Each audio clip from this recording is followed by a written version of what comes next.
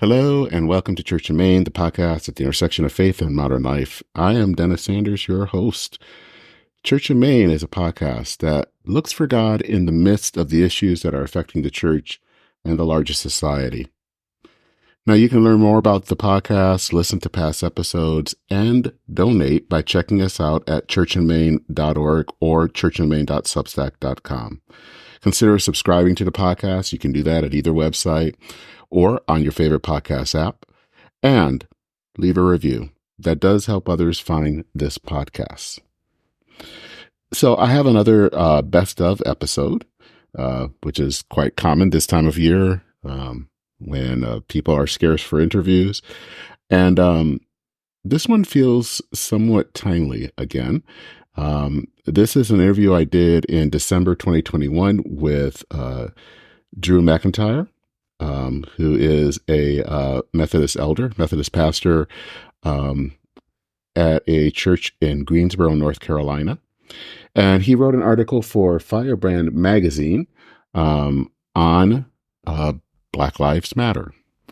And that has always been, unfortunately, a very controversial topic. For some people, it is kind of the kind of vanguard of a movement. For others, it just seems like what would be considered reverse racism. But Drew is looking at this from a theological standpoint. And the article that he wrote, which is The Scandal of Particularity, Black Lives and Jesus in 2021, was a thought-provoking article. I thought that I would share it again. And you know, the whole movement of Black Lives Matter sometimes can be how it has gone down. Sometimes has not been very helpful, I think, to racial reconciliation, racial justice. But that doesn't mean that the phrase doesn't have some theological significance. I think sometimes some important theological significance. And so I wanted to share this article again, and also this interview I had with Drew again. And so I hope that you will listen. And as he says towards the end of the interview, let him know what you think. You can find out. He'd like to know. He'd like to learn from others and hear from others. And I will put contact information, especially to his website, on the show notes. One note again, you will hear the podcast being referred to as en route. En route, of course, it was the prior name for the podcast before it became Church in Maine. So just so that you know that's when you hear that and you're wondering where in the world, what in the world is this whole en route all about? That's what it's all about. We will have another special episode coming up. It won't be an interview episode, but just before Christmas. And I'm still kind of working out some things for a recap episode for some of the noteworthy interviews I had in 2023, what I'm looking at coming forward in 2024. And so I'll talk about the year in the past. It's been kind of a big year in my life personally. There have also been some really good interviews. So stay tuned for that episode, which hopefully will come next week.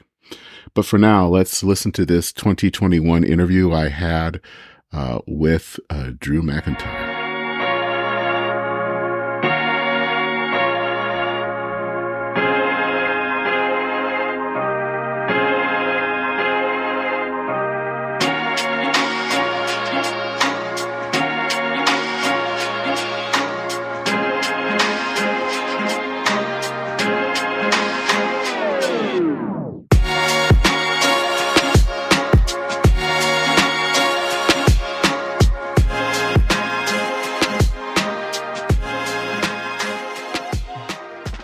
Hello and welcome to En Route, a journey of faith and modern life. I am Dennis Sanders, your host. Welcome. This is the podcast where we explore the who, where, what, why, and how of religion and the intersections with other aspects of life. Black Lives Matter. Those three words have launched a million arguments over the last 8 years or so. What began as a hashtag in the wake of the acquittal of George Zimmerman concerning the death of Trayvon Martin has become a phrase that has gone global. And all the while, it has become controversial. Some think that it's an exclusive term, maybe even racist, because they think that it only focuses on Black people. Others are suspicious because of the organization that also bears that name, that takes incredibly far-left positions on various issues. But there are others that like the phrase, but they seem to take it on without really asking any questions. Methodist pastor Drew McIntyre wanted to look at Black Lives Matter from a theological standpoint. What does it mean for followers of Jesus to say this phrase? Can followers of Jesus say this phrase? The answer is an emphatic yes. And in this episode, we will talk about what Black Lives Matter means from a theological viewpoint and what it means for African Americans to hear the church say Black Lives Matter. Join us for the journey this week. Drew is a pastor of Grace United Methodist Church in Greensboro, North Carolina. I have known him for several years, and I always appreciate what he has to say because he moves from the surface level to really dig deep into theological issues that far too many of us really don't want to deal with. So I hope that you will enjoy this conversation. With that, let's listen to Drew.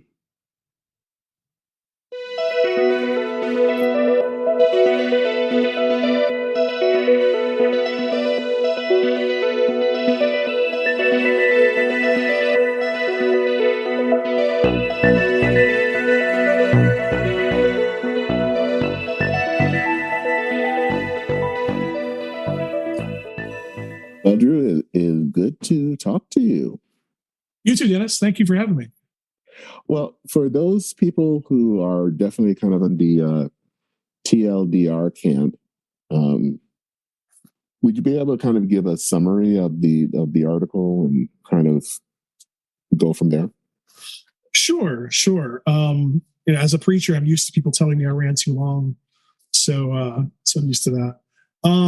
I guess if I would start by saying sort of what I wanted to do with this piece, and what I wanted to do with this piece really was just bring some theology to the conversation around Black Lives Matter. And not Black Lives Matter, sort of the social movement or the hashtag or the organization, but really just the concept of Black Lives Matter. What does it mean to bring some kind of Christian theology to that? Because I don't know what your experience has been, but what I've observed since it's been around is sort of, you have some folks that sort of immediately appropriate that language, sort of uncritically, in my view, and talking about the church primarily, and others who dismiss it, I think, equally uncritically, just sort of react. And so I really wanted to ask in this piece, sort of, what does it mean to examine this theologically? And how I got to that was it just sort of hit me one day that the way people were reacting to Black Lives Matter was very much like what Newbigin wrote about when he described a scandal of particularity. Newbigin, are you a Newbigin fan? Have you read any of Newbigin stuff? I have read some of Newbigin stuff. Yeah, I'm a big Newbigin fan. I encountered him in seminary. One of my professors, Jeffrey Wainwright, was close to Newbigin. Newbigin was a missiologist and an ecumenist. Wrote some really amazing books. Was later a bishop, I think, in the Unified Church of India. But he had this concept called a scandal of particularity. That it's a scandal to the modern mind that God works through particulars, through particularity of Israel as a people, not as a nation state. Want to bracket that from the conversation, but the biblical people of God, and also that God works particularly in and through Jesus as as the Word made flesh, as the incarnate Savior. That there's something that grates in the modern mind that kind of grates against that. And in a similar way, there's something, I think, at least in American culture, that grates against this notion that that there should be or would be an emphasis on the importance of Black lives in the midst of too many unnecessary deaths, killings, and of course all the other things we've seen the last decade or so. And so it was making that connection anew again was kind of how I started. And then I sort of built onto that some insights from the new perspective on Paul, which has really done important work, especially following E.P. Sanders, in biblical studies, reassessing the connections between Judaism and the New Testament, and sort of getting away from some of the overly medieval kind of anti-Catholic stuff that led to some really harsh readings of Judaism and the New Testament. A lot of that came from one of my professors in seminary, Douglas Campbell, was a big influence on me. And then also I looked at John Wesley. I'm a United Methodist pastor, and of course I've got to go to John Wesley. But the last letter we have from John Wesley was a letter to William Wilberforce, who of course was an evangelical Christian that was fighting against slavery in Britain. And in his letter, Wesley describes American slavery as the most vile form that the earth had ever seen, that the world had ever known. And so I kind of put all that together, along with some personal kind of anecdotes, just as a way of saying, in the biblical narrative, the biblical drama, God works oftentimes from the particular to the whole. We like to work from the whole to the particular, but God works from the particular to the whole. And that might give us some scriptural warrants for the church right now to say, it's, and a lot of this we've seen in sort of memes and social media posts, but just this idea that if I'm the fire department and there's a house on fire, what's important in that moment is not that every house matters. What's important in that moment is that there's a house on fire. And I think this is a way of theologically of saying, these are the people that are feeling devalued right now, whose lives are endangered, who feel devalued by the culture writ large. And the church should be able to say, I close by saying, we shouldn't be surprised that people cannot hear us saying all people matter to Jesus unless we first say Black lives matter to Jesus. So I hope that's a helpful summary. I'm curious if you think that's what you read in the piece. But yeah, that is exactly what I read. And I think it is, there's a lot of truth in that. I think our modern way of looking at things is from a very universal standpoint. And I think that there are lots of things, especially in our particular faith, that because it runs the other way. And I think we have a hard time dealing with things that aren't universal, because I tend to think that we have a bias against the particular, that the particular, we somehow think it means exclusive, right? Or so there is that kind of tension, so that it seems like that's part of the reason, at least from my standpoint, where Black Lives Matter can be grating, because it makes it sound like that's the only group that matters. Anyone that knows I guess I would think that people who are at least aware know that this is not some type of Black separatism. This is something really about looking at a particular part of humanity, but it's not excluding. It's kind of like the whole thing of Jesus, or the parable of going after the one sheep and leaving the 99 behind. Does that mean that the shepherd doesn't care about the 99? No, he does. But there is this one sheep that's out there that needs help. And I would think that that's kind of how you would at least look at Black Lives Matter, especially from a Christian standpoint. Yeah. And again, I think I say this in the piece. I'm a United Methodist pastor. That doesn't mean I can endorse everything that's got a UMC stamp on it. And in the same way, I think Christians should be able to say, at least understand why we need to say Black Lives Matter without having to defend everything that's had Black Lives Matter on it. right? We should be able to kind of be mature enough to kind of bracket those things. It's also an important part of my piece is the work of Willie James Jennings. Dr. Jennings used to be at Duke. He's at Yale now, but I think a really important thinker right now for the church. He had a really great interview that was in Christianity Today that I drew on for this piece, where he talks. He really makes those connections about the origins of racism being in sort of the de-Judaizing of Christianity, and I drew on that pretty heavily. He also talks in there about sort of Christian anxiety about not being the center of the story, right? That we de-Judaize Christianity because we want to be the center of the story.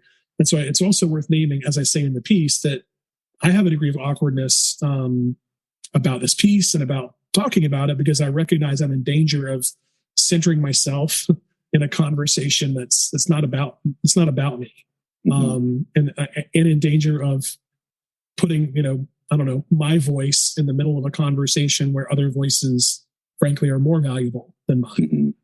I first drafted this piece about 6 months ago, and kind of sat on it for a long time. Had friends look at it, left it alone for a while, went back to it. I was very hesitant about putting this out there just because I wanted it to be as good as it could be, but also I don't know. We're both mainline pastors. I won't speak for you, but I feel like I know a lot of progressive young clergy that want to sort of wear the mantle of fighting racism and make that a big part of their identity. And to me, in some ways, that's often kind of an obvious, attempt at platforming themselves.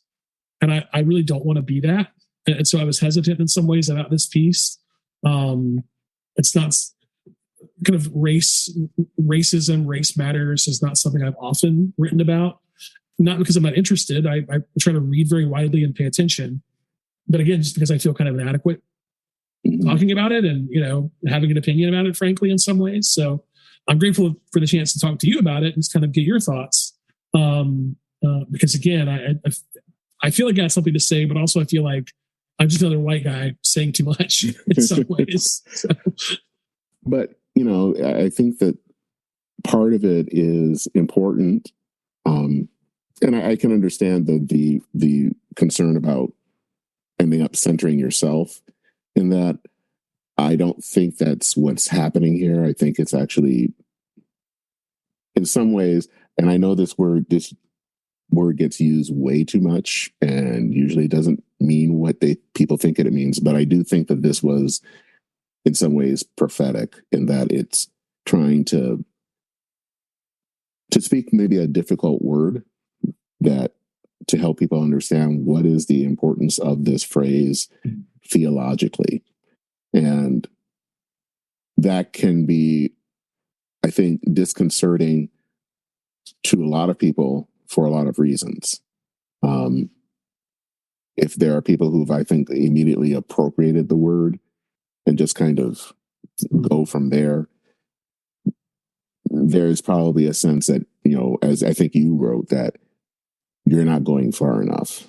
And then there are those that hearing the phrase just kind of raises hackles and they just get freaked out, and they need to hear this because even if they don't necessarily want to hear it or maybe try not to hear it, but there is an importance of what does this mean, and especially about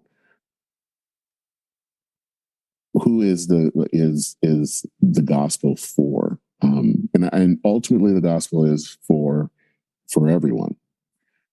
But I also think that there's a part of it, and I think you use this in the article to borrow kind of from our Catholic sisters and brothers, that there is this whole preferential option for the poor, this sense that the marginalized are kind of important in God's eyes.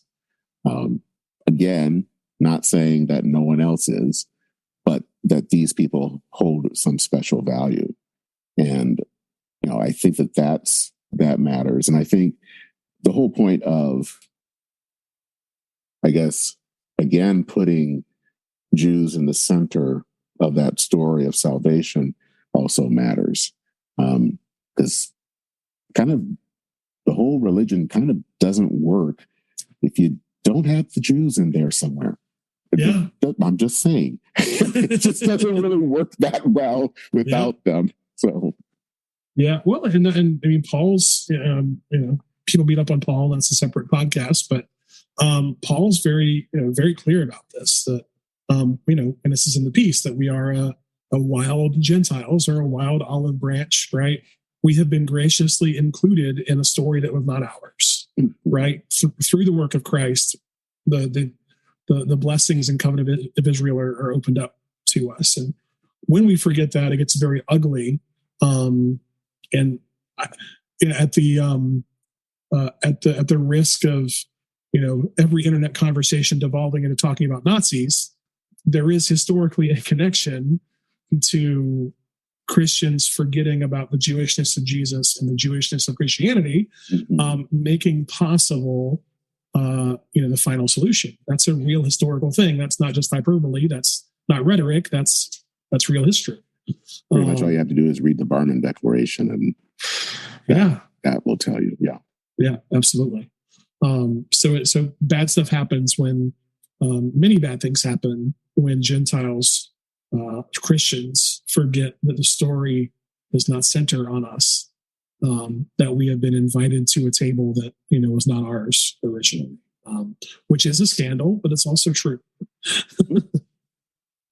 Yeah, I think one of the things I remember in my first year in seminary, we had I spent basically a Saturday at a local synagogue, and met with the rabbi of that congregation. And there's something I remember him talking about in referencing Isaiah, and kind of referencing what a certain passage, how we would interpret it as usually referencing Christ, and he was trying to say how they will look at it. And the thing that I remember him saying is the importance that it's fine to interpret it that way. Don't not do that, but just remember where this came from, and the importance of where it came from. And that's something that has stuck with me all these years later, is that how I'm looking at that. And let's say if I'm looking at a certain part of Isaiah that we think is talking about Jesus, it's important, and I'm not going to not look at it that way. But not everyone, the original people who wrote this, didn't see it that way. Yeah. And that's important to know. Yeah, maybe this is some of the wisdom of more liturgical traditions that always include Old Testament and or Psalm readings, in worship. That we can't just live in the Gospels and the letters, all the time. Yeah. So what led you to actually kind of take this on? Was there some event, something that you had been seeing that made you feel like you needed to try to kind of look at what this phrase meant in a theological focus? I think, maybe it was just, maybe getting tired of sort of the typical internet back and forth of Black Lives Matter, and then someone responds, All Lives Matter, Blue Lives Matter. I think that sort of kind of hackneyed back and forth in some ways was annoying to me. But also, I did kind of want to challenge, in some ways, both sides in this for the church, because I really had not seen any, what I would consider, very substantive theological engagement with this idea. The most you'd see that I'd seen anyway is sort of a easily imagined kind of liberationist, view on this, which is fine. That's not going to convince everyone. That's going to work well with mainline clergy. It's not going to work great with people in most rural pews. There's I don't know. It's not enough. And I think there's just a richer case to be made, and that's what I wanted to try to do, to really think through this theologically, bracketing sort of the the ideological stuff, because that's just noise. And I think most of the response to this has been a lot of noise in terms of it not being very thoughtful. And so I wanted to offer kind of a thoughtful analysis of this. I thought I would get, frankly, more pushback from both sides. I didn't get as much pushback as I thought I would on this piece. I got mostly positive comments. I got, a few of the sort of expected, like, no, all lives matter kind of pushback on this. But yeah, most folks, and I did, I had friends read this, and I will say where I landed on this was a little bit of a stronger statement than where I kind of drafted it to start. I had friends that read it who said, this is good. I think you could push it a little bit more. And I did. Where it ended up, I pushed a little bit more than where initially I had it. But I don't know. I like writing because it forces me to think, and it was enjoyable to think through this in what hopefully is a robust theological way. So one of the questions that this article has brought up in me is, why do you think there has been a push in some ways to de-Judaize the story and to put Christians in the center of the story instead of realizing that we're guests basically in someone else's house? Yeah, I think part of it is just historical ignorance and forgetfulness. I think part of it is a lot of people raised in churches that only ever preach out of the New Testament. And so people just don't know, if you ever teach, a Bible study on the book of Revelation, something like, I can't remember the exact statistic, but something like 2/3 of the passages in Revelation are either a direct or indirect allusion to something in the Old, right? So I always tell people, like, you really can't understand the New Testament unless you have some grasp of the Old Testament. But at least in my experience, most Christians have very little grasp of the Old Testament. So I think that's a part of it. And there is certainly the whole sort of Protestant background of readings of Paul in particular, of the New Testament, that were overly shaped by debates about medieval Catholicism, coming out of Luther and all that. And so I think Protestantism, a lot of this is the underside of anti-Catholicism among Protestants. Because Luther read all the stuff about the law in the New Testament as being about the Catholic Church that he was rebelling against or trying to reform, whatever, which is all good and well 500 years ago. But it gets sort of applied, I think. I think Luther was too shaped by his experience of the Catholic Church, and in turn, Protestants have been too shaped by that misreading of Luther's, which is a lot of what the sort of new perspective on Paul is kind of trying to correct. But I think we've inherited too much of that anti-quote unquote religion, which is anti-quote unquote, which is anti-Catholic, which ultimately is anti-Jewish. I think that's sort of where it comes from. And combined with a sort of American, I don't know, populism or something, that everything is about the individual, and the idea of anything having to do with community or something like Israel, versus like, no, salvation is about my individual choices. I think the idea that we're caught up in this larger story is very difficult for a lot of, again, American Protestants, especially of a more sort of fundamentalist, radical individualist kind of variety. See, that makes sense? Does that track with you? Yeah, I think that... I know I just word vomited a lot right there. I think that makes some sense. There is something, especially in American society and in certain sectors of American society, that is very much focused on the individual. And I always like to say that there's nothing necessarily wrong about the individual, but it's kind of like salt. If it's too much of it, can be a bad thing. And so that there's this concern that anything that kind of is communal, it's like, well, obviously this is socialism. And it's kind of like, no, it's not. Right. And I think that's, the Bible, I think, is especially in the Old Testament, but I think in the New Testament, is really rife and looking at things from a societal level in a way that I think is hard for us to, at least in the West, to understand.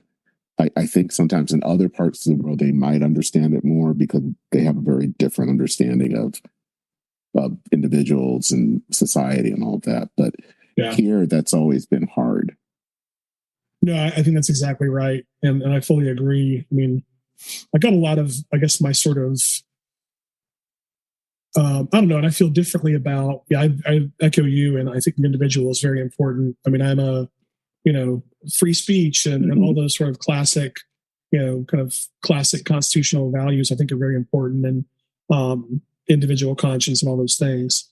I think, though, when we bring that into the church and we become allergic to anything that is outside of myself or larger than myself, that's where it becomes a problem. Because, as you point out, the Bible, both the Old Testament and New Testament, are both largely written by, to, and for communities, right? Whether that community is Israel, or whether that community is the church.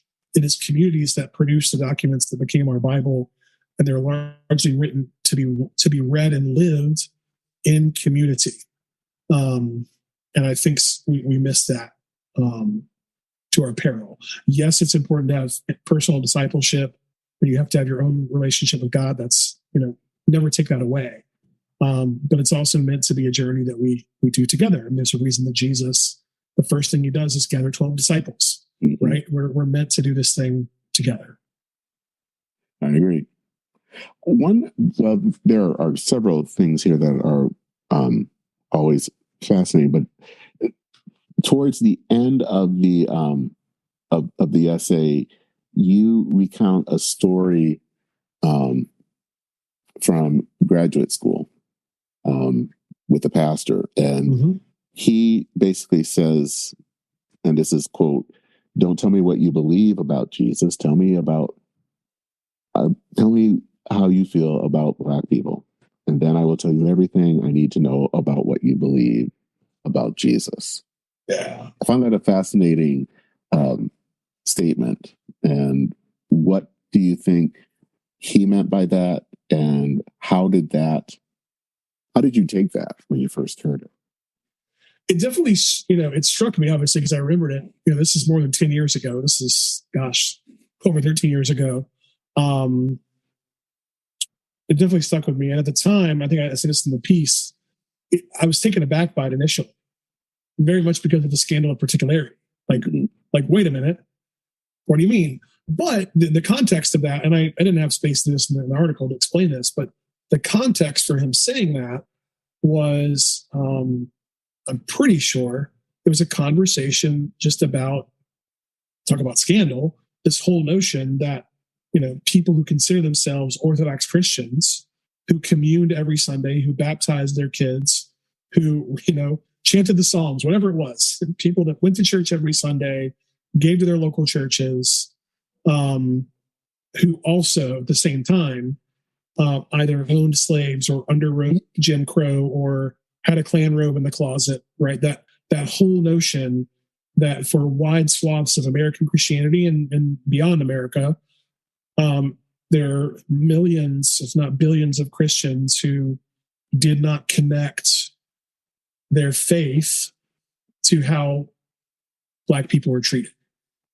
Right? He was naming that sort of dissonance and saying, and I think what he was trying to say was, lots of people say they love Jesus and want to know about their orthodoxy, but these people who are saying the Nicene Creed, the Apostles' Creed every week, are also beating their slaves on the way home from church, right? And I think he was kind of naming that, but just the way he said it, I thought was very powerful, and it stuck with me. And it's again this idea of, it's Matthew 25. Right? As much as you did it to the least of these, you did it unto me. So there's a real way in which, if my faith in Christ, my following, the poor Jewish Jesus, is not leading me to at least care in some way about the marginalized, the oppressed, in particular in this conversation, what's happening with African Americans in the U.S. and the legal system in particular, then I've missed something significant about Jesus.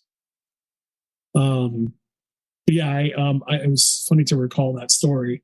That was a very formative class for me. That was a fun class. He was an African American Presbyterian pastor who also kind of taught in seminary on the side, and he was especially for me at that point, he was very radical compared to where my politics were at that point in my life. And he would walk into class and say, I'm a socialist. I'm all these things. I was like, whoa. But I learned a great deal from him. And that was just one of those pieces. Yeah. So what do you think can be the implications of basically theologically saying Black Lives Matter? What does that mean for a person? What does that mean for a church if they take that and not just say it because everyone else is saying it, but say it in a way that they've thought about it and what it means for followers of Jesus Christ to say this? Yeah. That's a good question. I think it needs to be more than, there's nothing wrong with having a sign in someone's yard. That's not really my thing. Did you ever watch Seinfeld? Were you a Seinfeld fan at all? The episode where Seinfeld doesn't want to wear the ribbon. I don't want to wear the ribbon. I'm one of those people. Like, I don't want the sign. I don't want the slogan. That's kind of my personality. I'm an Enneagram 4, so I am an individualist in that sense. I do think, for me, what this should affect is kind of the posture of the church. How do we engage with our neighbors? So for instance, my ministry context, I'm in a downtown congregation. Until the pandemic, we've often had all sorts of ministries to kind of the downtown community, which in my context is heavily African American. So what does it mean for us to be neighbors to folks who are experiencing these incidents with police, who are seeing these stories on the news? It was really, it's been like, I have African American have had African American staff members, and what does it mean for me as a pastor and as a supervisor to walk with empathy through these things when these stories are in the news, and all that? And I don't know that I've done any of that. I definitely haven't done any of it perfectly. I hope I've stumbled and done it okay, and tried to, without making it about my feelings and my need to be the good white guy. I hope I've, because of thinking through things like this, been able just to be sensitive and to listen in a lot of ways. I think that's a big part of it. Because again, I said this at the beginning, but especially with, a lot of mainline clergy, it just seems like, coming from a good place and unintentionally, it often becomes about, the young white person that needs to be seen as the radical or the prophet. I don't think that's the answer. There's a name I'm not going to say, but there are people that literally built their platforms on doing this. Maybe a better example is, because of taking things like this seriously, what it looks like is me texting a friend when one of these horrible things hits the news, and just saying to an African American friend, "Hey, I don't have anything meaningful to say, but I'm praying for you today. I know I'm sure this is hard to watch. I can't imagine what you're going through, and I just want you to know that I value you, and I'm sorry that you have to see this and experience this." Maybe that's part of it. Yeah, I think that one of the, it's interesting being African American I have a reticence sometimes to talk about race in the church, not because I don't want to, but I think because it hasn't been done well. I think that there has been a lot of a center of kind of look at me type of attitude sometimes, for in a way of kind of guilting people, that isn't really healthy, and it doesn't really cause people to really think. I think what it does is that it causes people to react. And so I think one of the things that I long for and want is better ways to talk about this issue, because it needs to be talked about. And I think that there still are a lot of people that, if we go back to looking at the phrase Black Lives Matter, don't really understand it from a theological standpoint, and I think need to hear another viewpoint. But I think the way that especially a lot of mainline clergy handle it doesn't work. And I think it doesn't further the discussion or even further bring down the road towards racial reconciliation. Yeah, I mean, obviously, I agree with that, and I think this is a both. We could pick on the mainline and also pick on kind of evangelicals. I think, in part, this is because both, for me, a lot of at least clergy and lay people in both the mainline and evangelicals and Protestantism are so formed by sort of what used to be cable news. Now I guess it's podcasts and YouTube. Podcasts, yeah, everything. But talking heads, right? Mm-hmm. Ideological talking heads on whichever side. You can name all the whoever's. So much of it, we are much more shaped by that sort of those talking heads, those ideological voices, than anything biblical or theological. I think that's where a lot of, and I would say I'm mainline. I think I'd say this: a lot of our clergy are educated in institutions that, in some ways, emphasize the ideological, the sociological more than the theological. I mean, frankly, a lot of at least Methodist seminaries, the theology is pretty weak.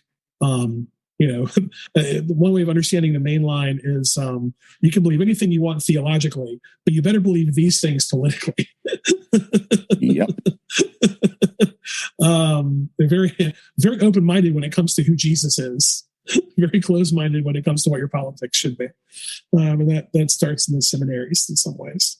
But also, again, there's certainly plenty on the right, just this sort of knee-jerk reaction to anything like a decent conversation about race and racism in America. Very sort of dismissive and defensive, right? A lot of it is. I got a few responses like this to my piece, just sort of what sounded like kind of just defensive old white dudes. Honestly, I hate to put it that way. Yeah.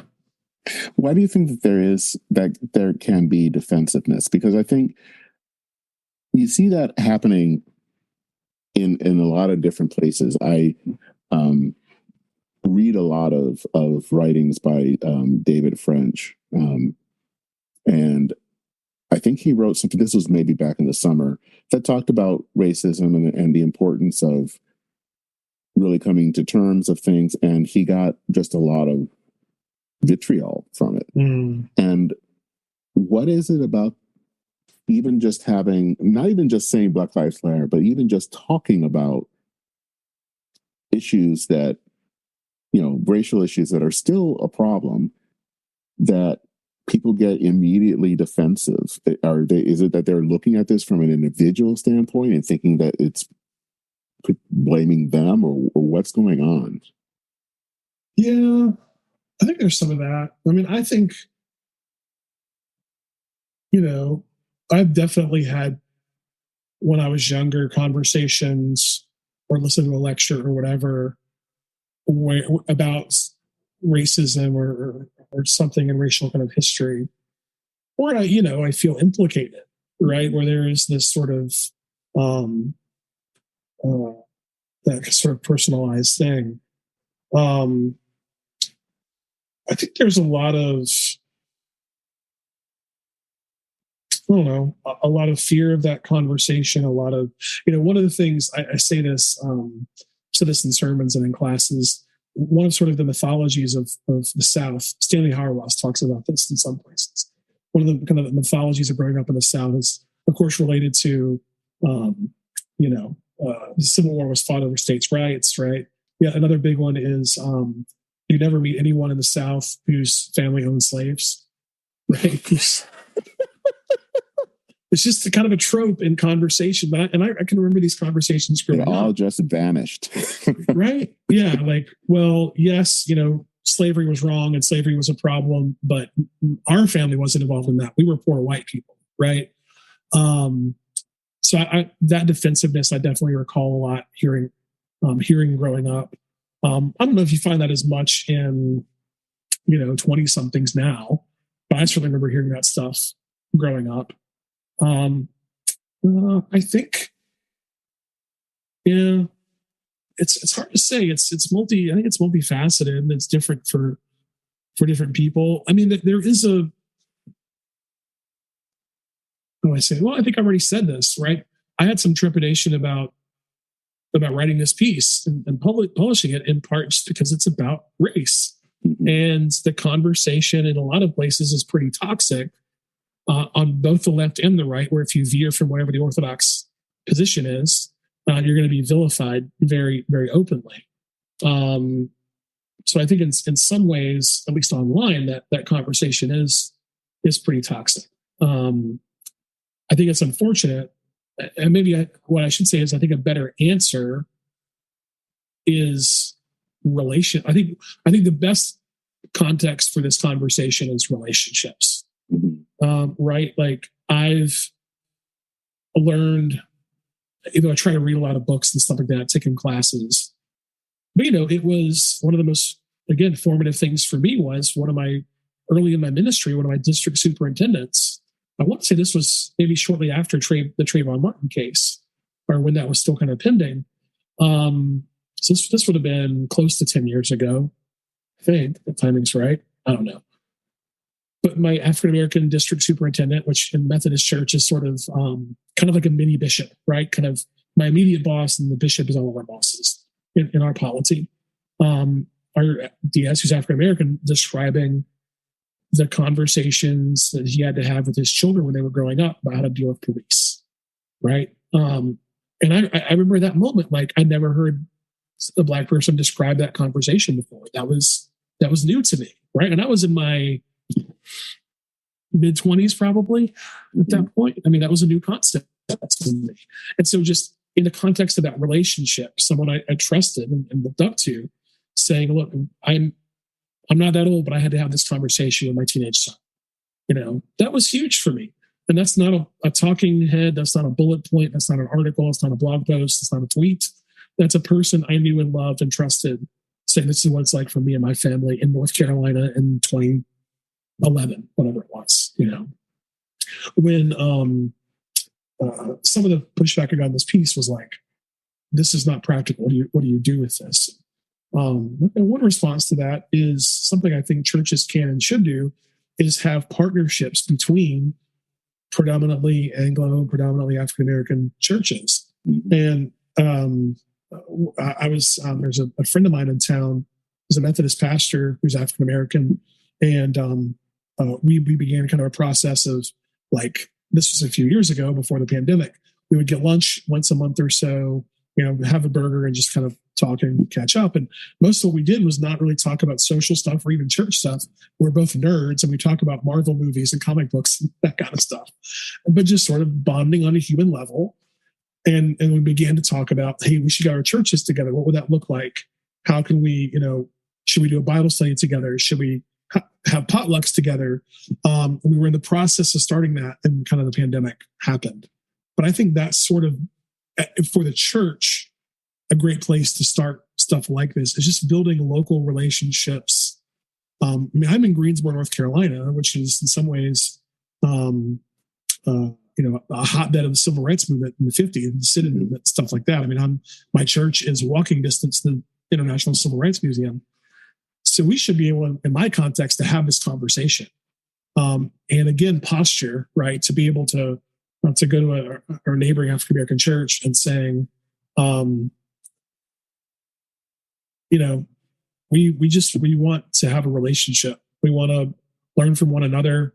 We know that there's stuff that we don't understand. We want to just kind of build a relationship in Christ as brothers and sisters, but also try to learn, from one another what it's like to be you in this time and place and hear your stories. I would say for me, that's been most significant is those personal relationships. A good friend of mine who is an African-American Baptist pastor that I was at Duke with, he's at the risk of the trope of my Black friend. Let me name that. So I get that that's a trope.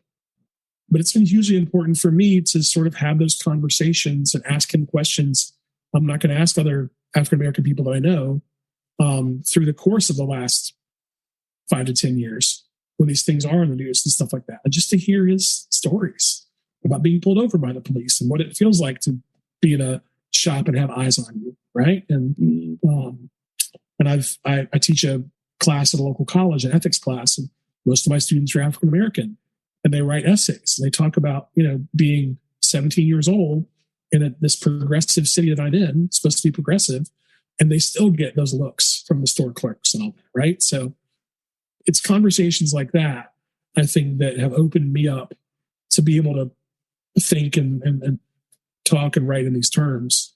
And I think absent those kind of relationships, it's like telling people about Jesus, right? It's really hard to have that conversation over a tweet or Facebook page. No one gets converted. No one has a meaningful change in their perspective with that stuff. It really has to be personal. And I know that that's not grand enough. That's not like systemic. That's not the Civil Rights Act 1964. Like it's or the Voting Rights Act. But I do think that's the level at which people actually change, is on that human community relational level. Well, and I think, living as I do here in the Twin Cities, especially in the aftermath of George Floyd, I think, the Twin Cities has had to do in the last year and a half, a lot of soul searching. I think for a lot of white people, was in some ways eye-opening that this was not Lake Wobegon. Things were not wonderful. No. But I think then we're all trying to figure out, do we have to do something big to change everything? And it's kind of like, no, I think what you do is you get to know someone and you talk about things and talk about life, and those stories will come and bubble up. And I think you're right. That's what's going to change things. It's, yes, there are times where you have to have marches and sit-ins or things like that. But most of the time it's people coming together to share their lives with each other. Most of what Jesus' ministry was basically being in relationship with other people. That's what happened. It wasn't that he was, doing something in some big stadium somewhere. It was just meeting people. Yeah, absolutely. And if I'll put my Methodist hat on for a minute, there are historians that argue that the reason France had a bloody, violent revolution and Great Britain did not is because the Methodist movement had so uplifted the poor in Great Britain that there just wasn't the interest or desire or that sort of mass of angry, impoverished people to do that. And Methodism transformed Britain not so much through at the level of legislation or the level of sort of grand things. The Methodist movement, the engine of it was relational, small groups, 3 to 5 people, 10 to 12 people, society meetings where people confess their sin, held each other accountable in love, follow Jesus together.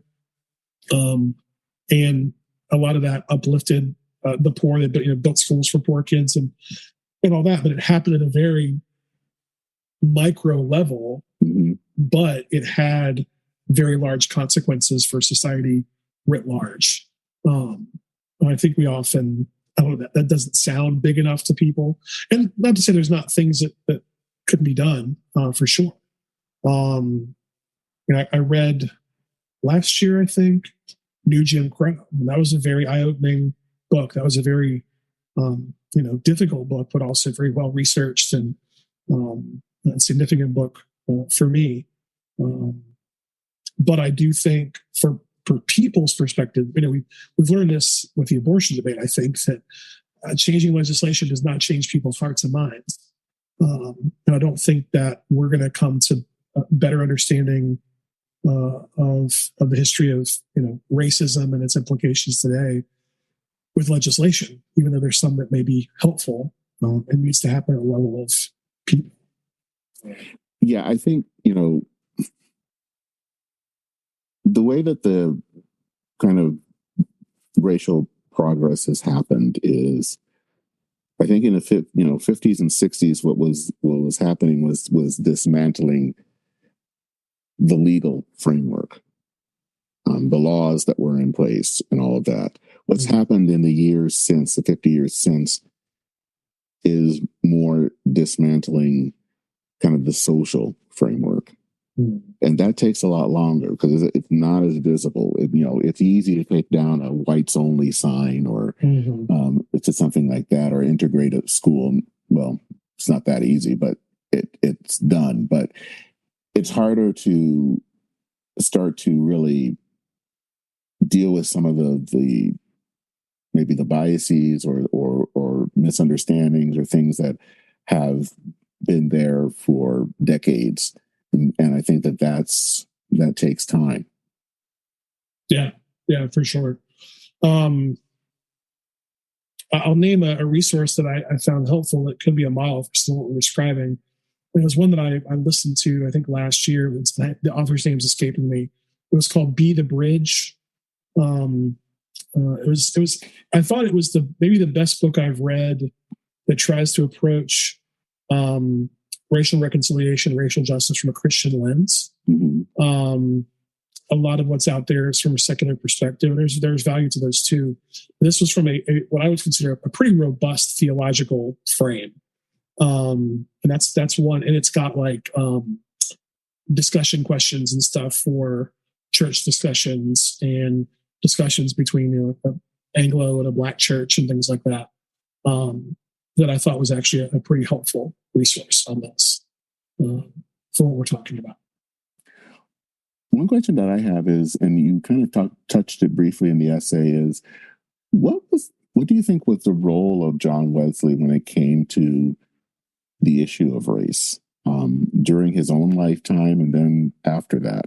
Because obviously he spoke a lot or had, as the statement that you had about American slavery, he had some role in dealing with the end of the slave trade, at least with Britain. What do you think has been his role? Yeah, he certainly was supporting Wilberforce and wanting to see it outlawed in the UK. My history is not good enough to tell you how involved he was in that. I want to say that maybe that was a fairly new discussion near the end of Wesley's life, so I don't know how involved he'd been beyond encouraging Wilberforce. The timeline is not there for me in my head right now. Did you ever see the movie Amazing Grace about Wilberforce? I have not. I need to see that. It's a good like kind of church proof movie. Okay. The guy that played Mr. Fantastic in the terrible Fox Fantastic Four movies plays Wilberforce. Okay. But it was pretty good, and it features John Newton in there, of course, who had been a slave owner, had an evangelical conversion, wrote Amazing Grace. He's got a neat part in that movie, but that's a powerful movie. I mean, the early Methodist movement was anti-slavery. Actually, I'm listening right now to, this book is so long. It's Ron Chernow's new biography of Washington. It's very good. It's long. It's extensive.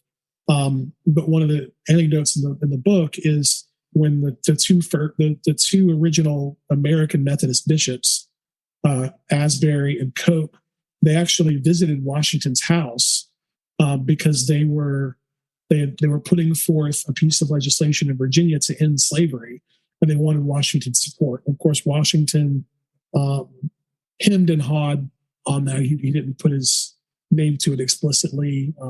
He was sort of on both sides of the fence about slavery in his life, from what I understand from that book. But to say early Methodism was explicitly anti-slavery, but much like the story of kind of America itself, very quickly, for the sake of unity, kind of gave up on that stance so that the Methodist movement could grow in America and all that. So we started off kind of in a place where like the Quakers were, but compromised on that pretty early on, unfortunately. Again, in the American context. So, I think the final question that I have is, what do you think is your objective with this essay? What do you think is you want someone to get from reading this essay?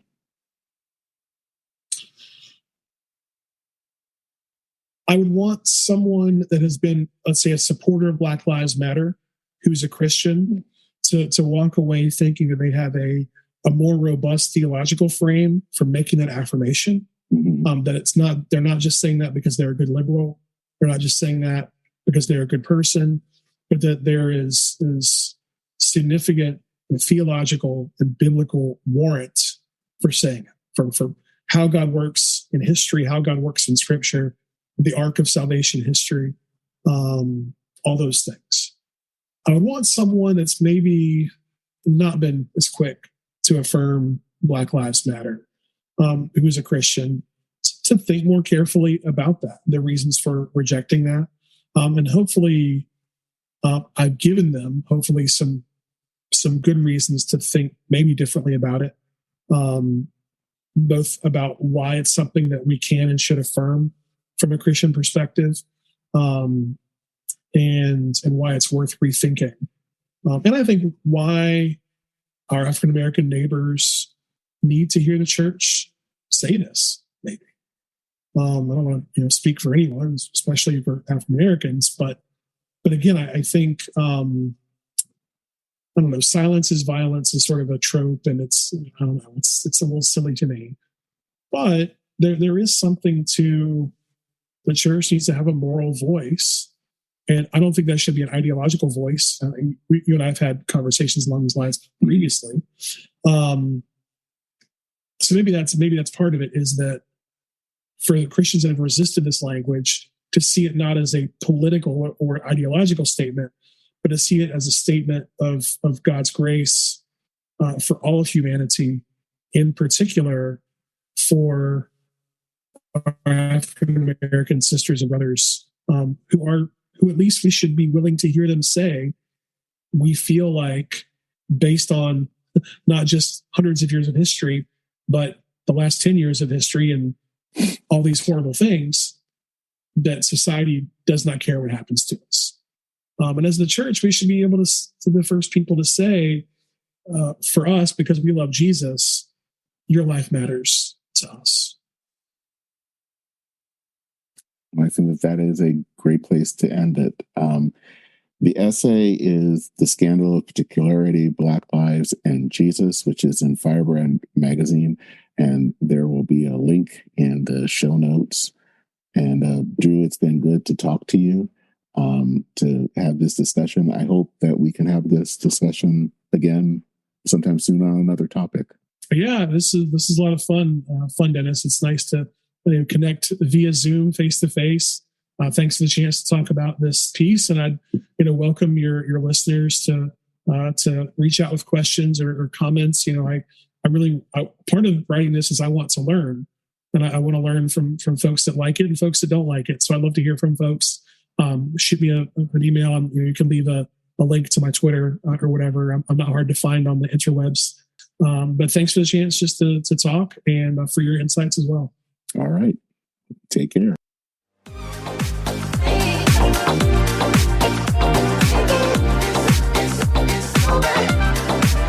up.